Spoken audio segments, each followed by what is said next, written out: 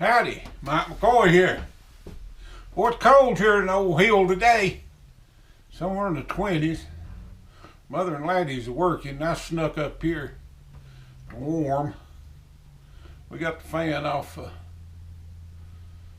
chipper motor and stuff. She's digging out some logs. We got the loader started.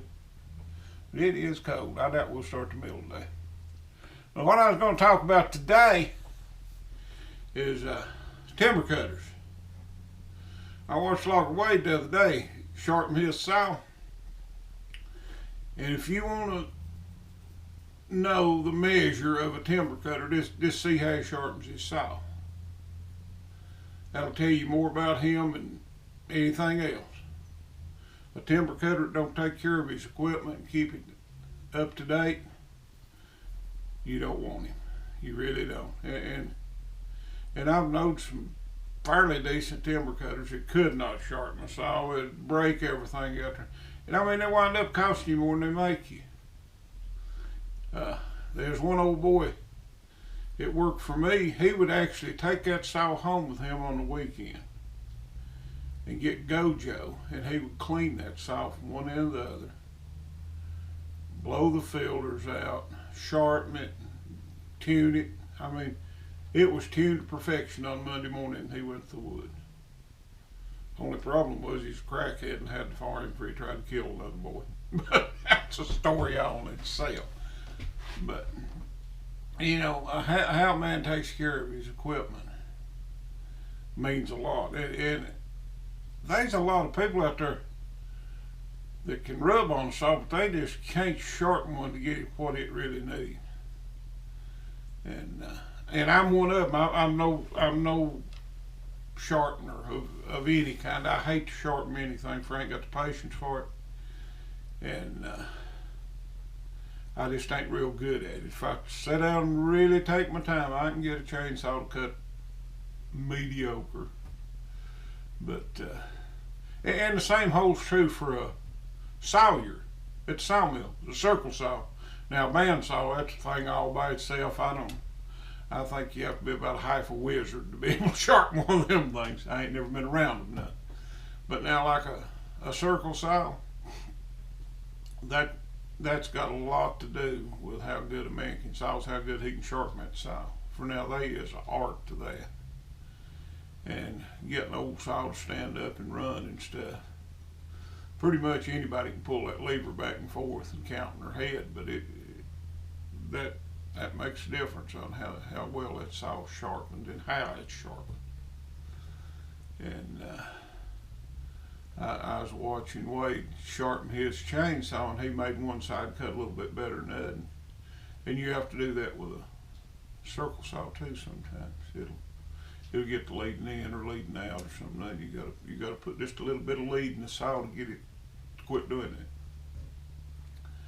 But if you want to figure out how good a man can cut timber, just see how good he treats his equipment and how good he can sharpen it. And one of my pet peeves is somebody blaming the equipment for their shortcomings. I've had sawyers say, your old saw ain't no good.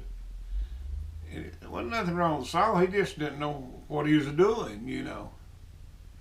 And if a man's gonna work for me, you better not be throwing off on my stuff. That's all I can say, or he'll be hunting a job pretty soon. I try to keep my stuff up pretty good to where it's sufficient. And if you need new stuff, you need to work for somebody besides me. That's the way I've always felt about it, you know. Like that old skidder I had. Oh, so-and-so skidder's better than yours. Maybe, but that was mine, and that's one you're going to run. Go work for so-and-so if his is better. That's what I'd do. And, you know, that's just some of my thoughts on timber cutters. And the best timber cutter I ever seen, hands down, I mean, that man was as good as they come. He worked for me for 2 days, and the poor feller's so crooked 2 days, all I could afford him.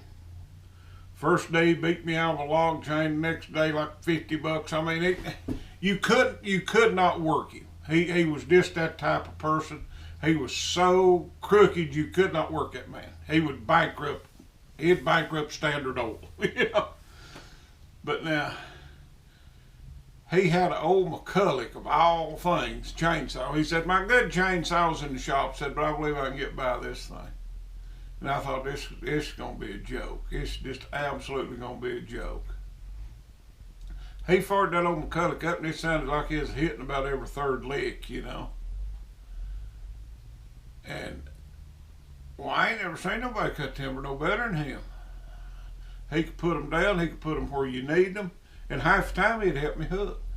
But the poor guy was just so crooked. I mean, his own brothers couldn't work him. He had to do his own things the only way he could do anything. But now that man knowed how to cut a tree, and he knowed how to sharpen saw to where he'd cut. And if he'd been there a bit straight, he would have made an excellent timber cutter. But he wanted it all plus 10%. And he's just hard to deal with. But now he was good at what he done. And there are some good people out there. But if you're aspiring to be a timber cutter, learn how to sharpen a saw. And sharpen that thing correctly when you go into the wood, because a dull saw gets you killed. And all these fellas talk about these big trees, you know. A big tree never did scare me the least. For that tree is going to do what it's going to do, regardless. You take a little old tree about 16 inches to 20 inches through, while a puff of wind might turn that thing around, the end might fly up, the butt fly up and hit you. I mean, there is numerous things getting a bind, but a big tree is just going to hit the ground. It might throw something on you because it's going to hit the ground. And that's something that always burned on my mind. Medium to mediocre trees what always scared me. A big tree never did bother me a bit. But that's just me, you know. In a big tree, you're going to take time to cut it properly. You get up there cutting poplar especially. I don't know why it's poplar, but poplar is so, it's just almost too easy to cut. There's one morning there, I was just burning it up. I'd cut a little old shallow notch and rip them things off, and I finally got to where I wouldn't even cut a notch. I'd just slice into it about 3 inches and just start at the back and rip that thing off, you know. You know, I was laying some timber on the ground now, buddy. About 30 minutes, it was one of them busted. I bet you it busted 25 feet right up. Scared me to death. Man, I was a cutting notches and I was a bore cutting and all this stuff, you know. Production went down considerably, but I felt safer. But to me, I always thought poplar was the most dangerous tree in the woods. The limbs rip out of them easy, so I can throw them back on you. They grow real straight, and you never know where they're going to go, especially if there's a slight breeze blowing every which way.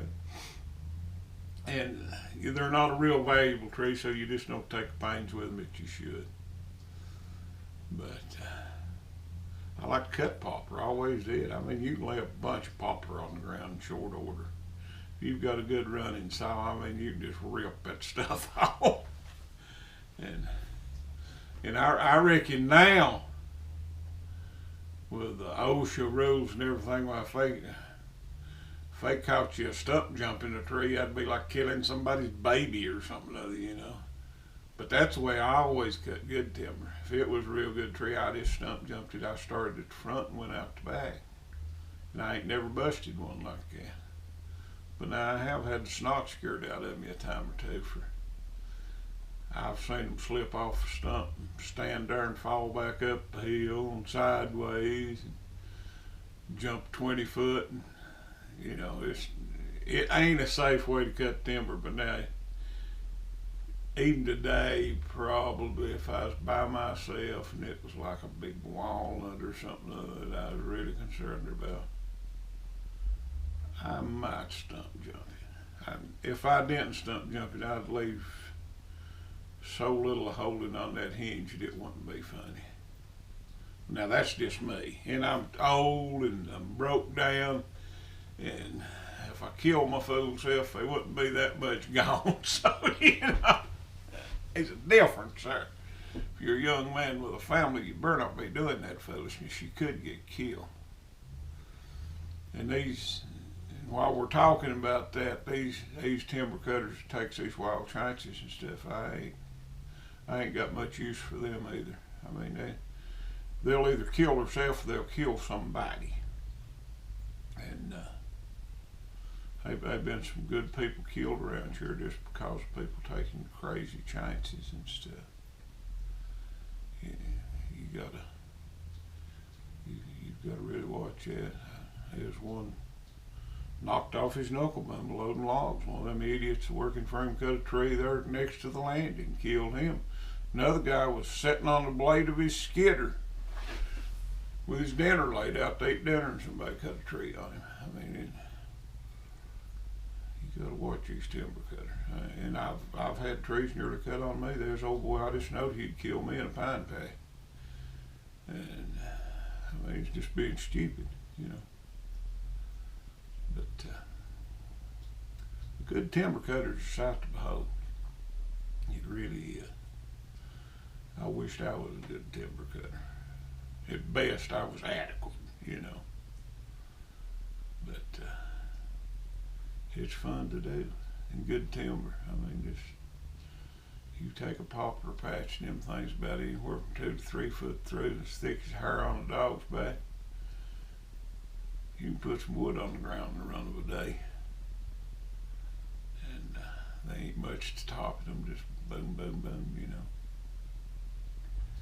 But if you want to carry your cash register rig, you need to be in good red oak. Or now white oak. I reckon white oak's as hot as a pistol. Now I'm hearing all kind of just crazy talk about how much walnut is anymore. And these loggers need that. I'm in sawmills. I'm glad to see it's picking up. And another guy told me the other day cherry wasn't worth nothing, so that ain't no good. At one time, cherry was the hottest wood around here, but I reckon walnut is just a cat's meow and white oak. But enough for a little talk. My rambling. Talk at you later.